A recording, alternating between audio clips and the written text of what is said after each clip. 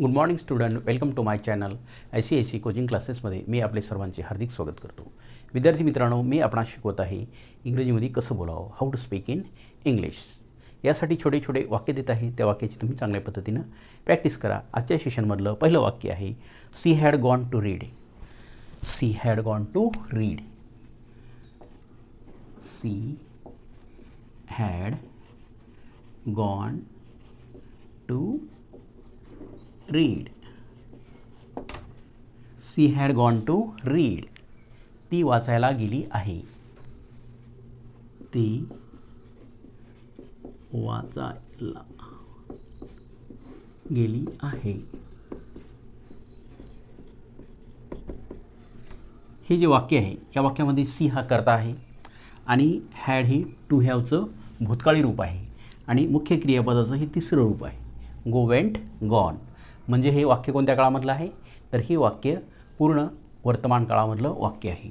याची रचना करता, टू हॅवचं रूप आणि क्रियापदाचे तिसरे रूप आणि टू रीड हे इन्फिनिटिव्ह म्हणजेच याच्यातलं हे कर्म आहे. दुसरं वाक्य लुक ॲट मी. माझ्याकडे बघ. Look at me. Look at me. माझ्याकडे बघ.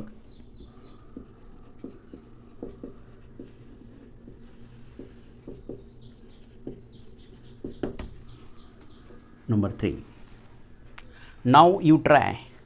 आता तुम्ही प्रयत्न करा. Now you try. आता तुम्ही प्रयत्न करा. आता तुम्ही प्रयत्न करा.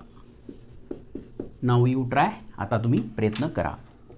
Number 4, something special.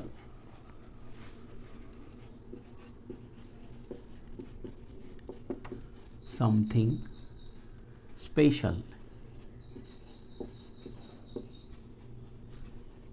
Something special.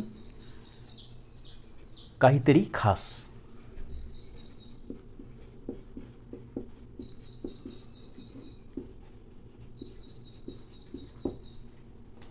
Number 5, don't break.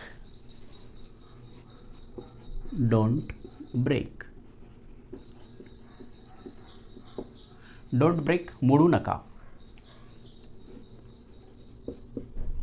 मोडू नका. Number 6,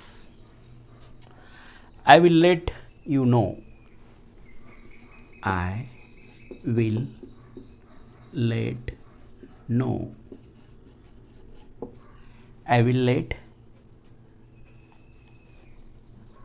let you know. You know. मी तुम्हाला कळवेन.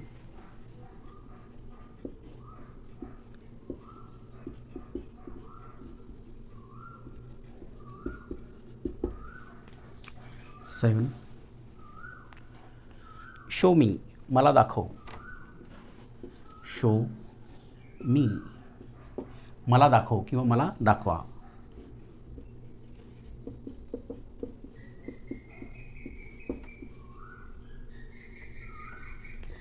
Number 8, don't be naughty. Don't be naughty. Don't be naughty. Don't be naughty. खोडकर बनू नका.